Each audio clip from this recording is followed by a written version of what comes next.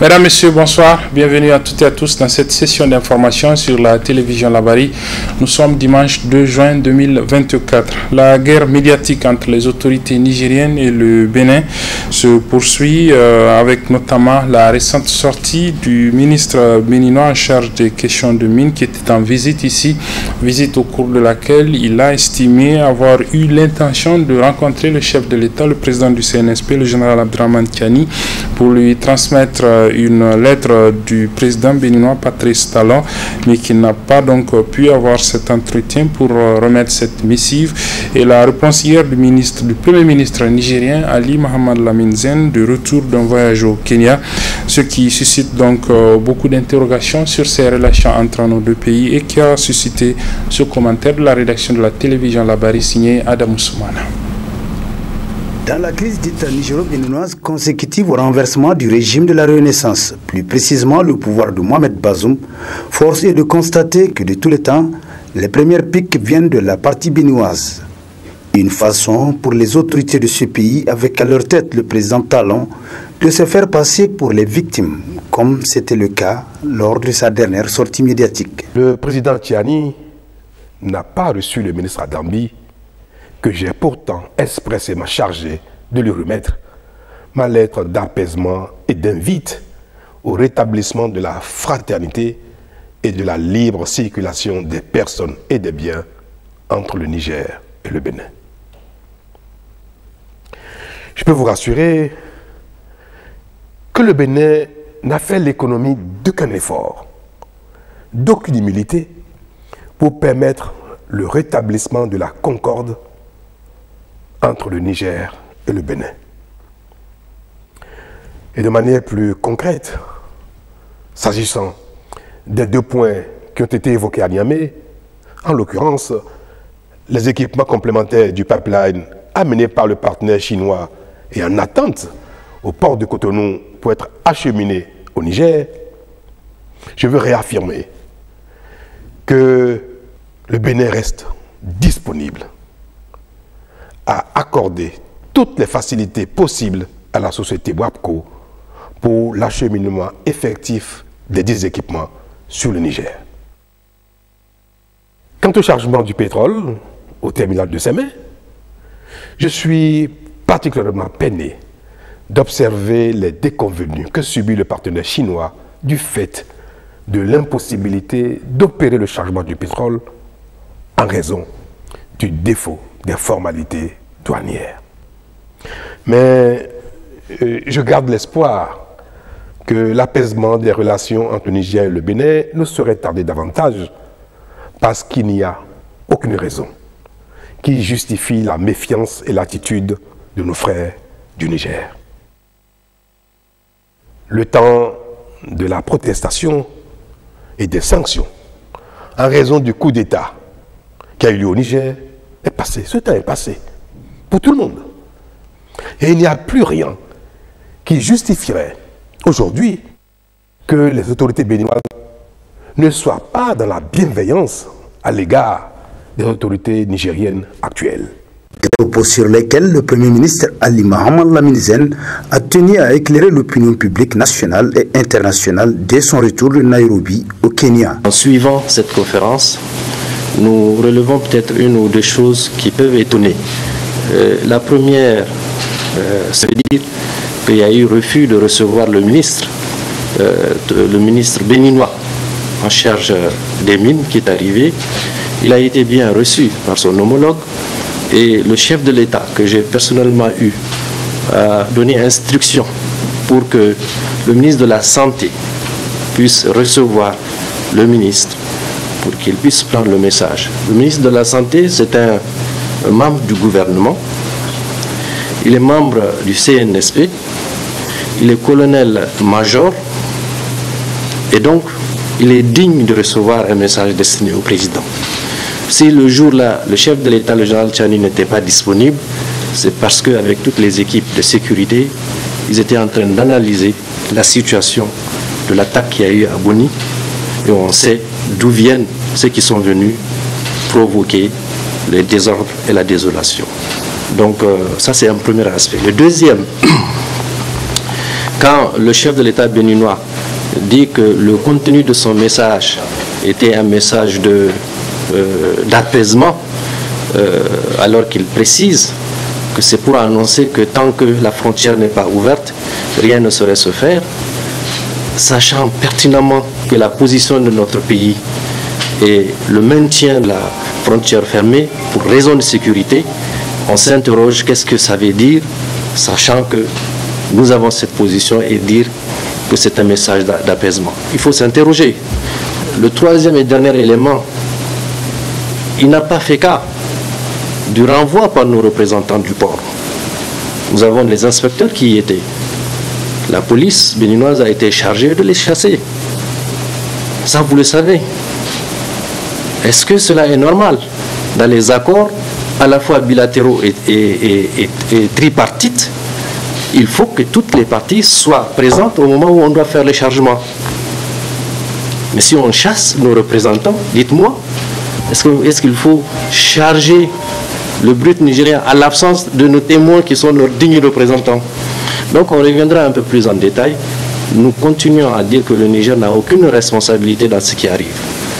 La responsabilité de notre pays, c'est l'observation stricte de tous les accords qui ont été signés, à la fois avec les Chinois, mais également avec le Bénin. À Patrice Talon de se dire que la bienveillance d'autrui ne se commande pas, mais se mérite.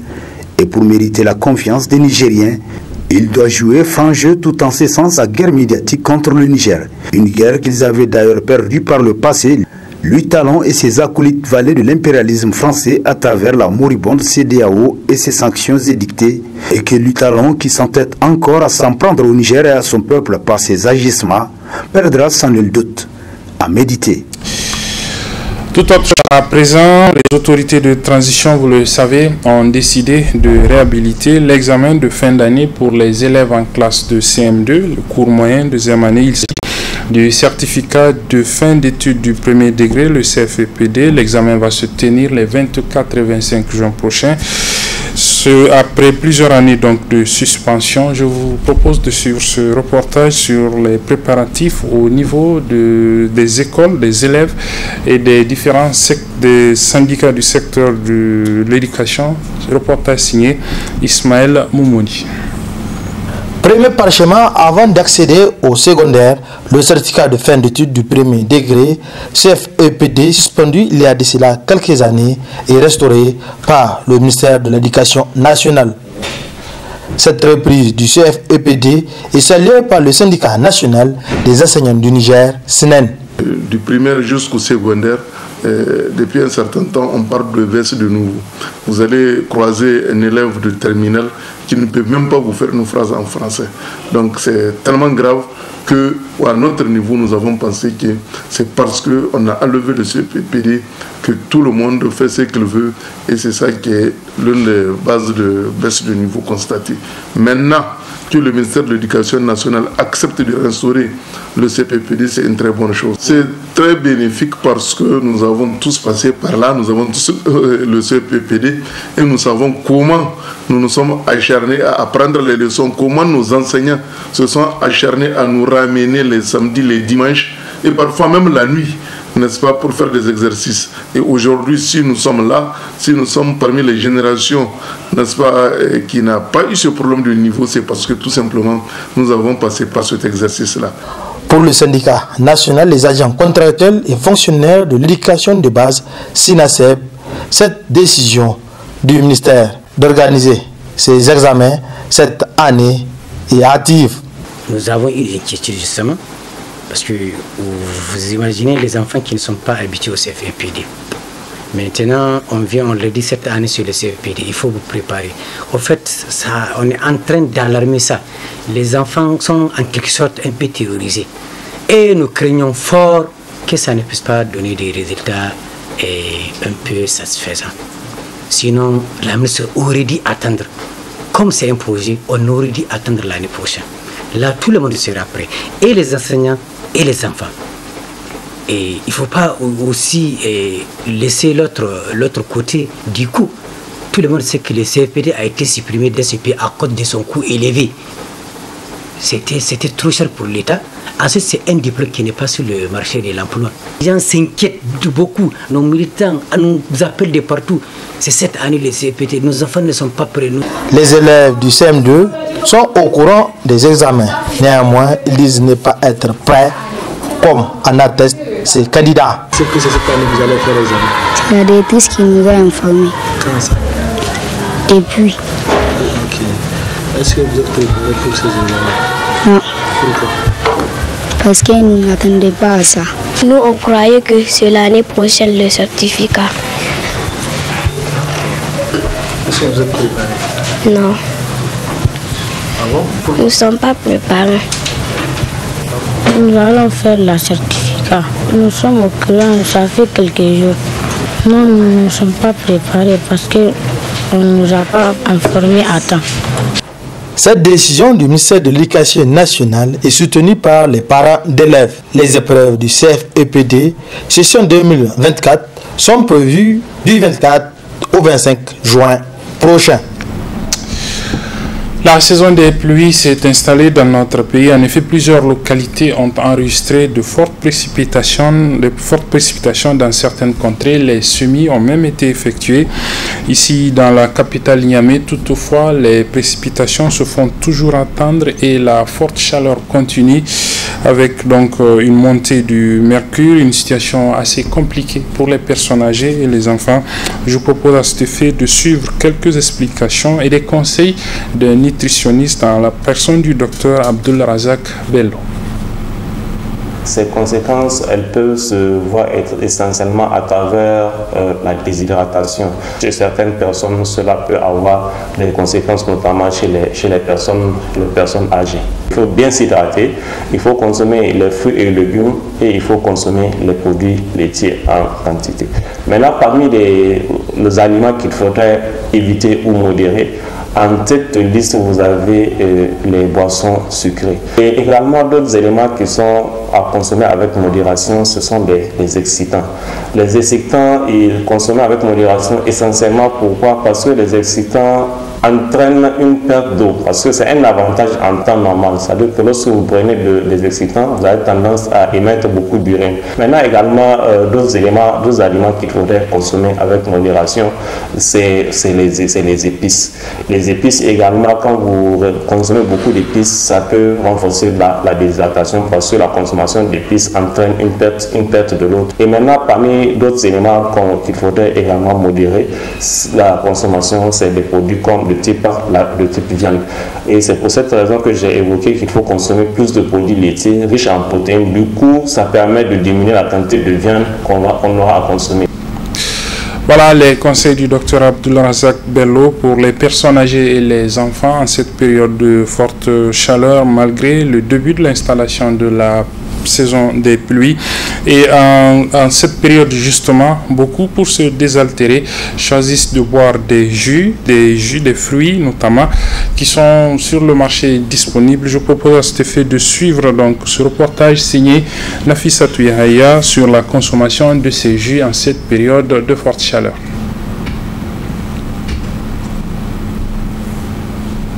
Depuis quelque temps, l'on constate une prolifération des boissons gazifiées dans la ville. Une prolifération qui pousse certaines personnes à une consommation excessive de ces jus, chose qui n'est pas sans conséquence sur la santé. La consommation, en tout cas excessive de ces boissons gazeuses qu'on voit, en tout cas partout, en tout cas qui viennent de tout part, en tout cas qui sont de toutes sortes. En tout cas, les risques auxquels les gens peuvent s'exposer, en tout cas en consommant, en tout cas de manière excessive ces boissons, c'est d'abord le risque d'obésité, c'est également le risque, si vous voulez, de diabète. Donc, au-delà de ces risques-là, il y a bien d'autres problèmes de santé qui peuvent, en tout cas, survenir. Et c'est notamment parce qu'il y a beaucoup de produits qui sont utilisés qui peuvent être effectivement cancérigènes. En tout cas, ils sont nombreux, en tout cas ces substances-là, notamment de conservation, en tout cas qui qui sont des ingrédients, si vous voulez, ou de ces boissons-là, qui peuvent être, si vous voulez, peuvent être dangereuses effectivement pour la santé, bien sûr, quand on consomme. En tout cas, exclusivement ces produits-là et à long terme. Et surtout, il y a un autre volet que les gens, en tout cas, négligent, c'est les conditions de stockage de ces produits. Au-delà de ces conditions de stockage de ces produits, c'est, si vous voulez, la qualité de ces produits-là qui reste à désirer. Parce que tous ces produits ne sont pas, en tout cas, toujours, n'ont pas été fabriqués, si vous voulez, dans les bonnes conditions. Ce qui fait qu'il n'y a pas beaucoup d'expertise à la matière pour nous dire si c'est des produits, en tout cas, qui peuvent être pris sans aucun risque, en tout cas, sanitaire. Pour les revendeurs, ces boissons gazifiées sont les plus sollicitées par les consommateurs, notamment lors des cérémonies de baptême ou de mariage. Coca, Fanta, Je vends des boissons de plusieurs variétés, notamment les jus gazifiés. Les boissons les plus achetées sont les boissons gazifiées. Cependant, chacun a son goût, parce qu'il y a ceux qui achètent aussi les autres.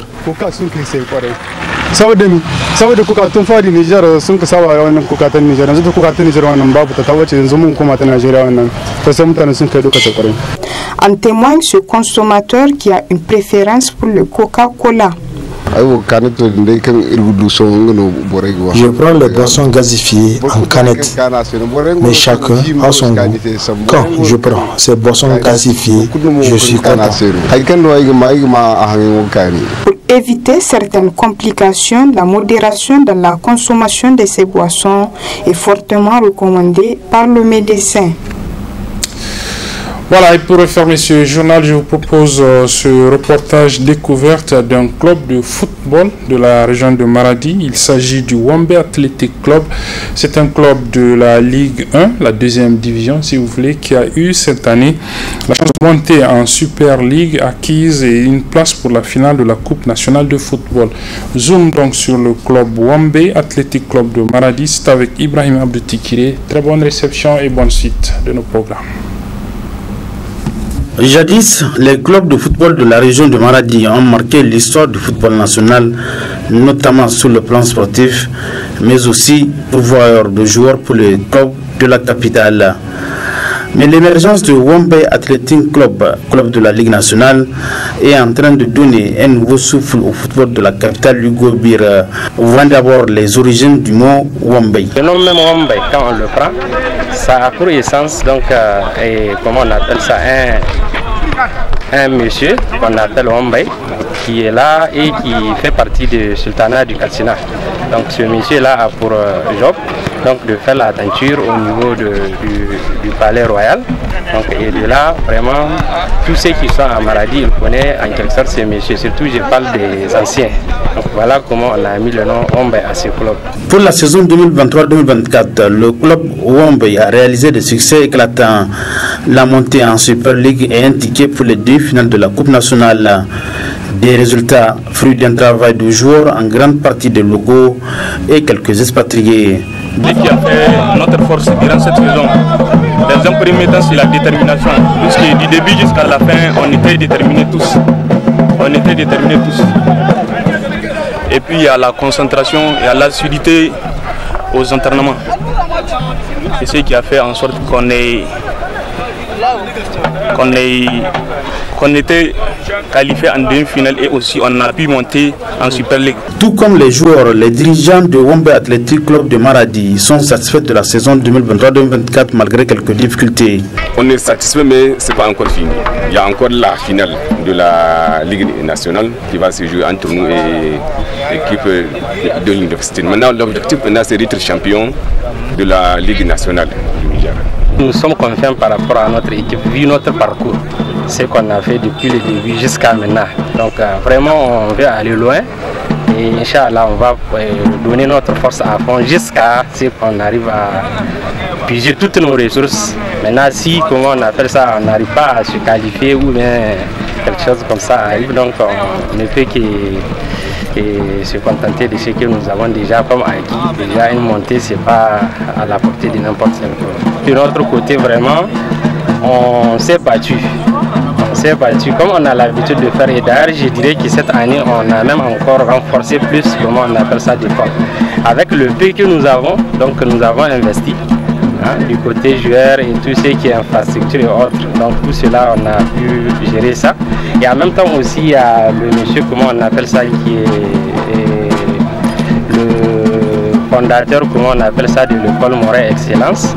Donc ce monsieur aussi, je profite de cet instant pour le remercier parce qu'il nous a vraiment fourni lui aussi pas mal, comment on appelle ça, d'efforts avec les moyens financiers qu'il a mis et tout. On le remercie vraiment. Et d'un autre côté aussi, il y a notre président de la Ligue qui ne cesse de nous apporter son soutien aussi. Qualifié pour la finale de la Ligue nationale contre l'équipe de l'Université Abdoumouni de Niamey, qualifié pour la demi-finale de la Coupe nationale contre l'Union sportive de la Gendarmerie nationale, l'équipe de Wombe Athletic Club de Maradi entend créer une sensation pour cette saison 2023-2024. Une ambition légitime qui se réalisera avec le soutien des supporters et sympathisants du WAC.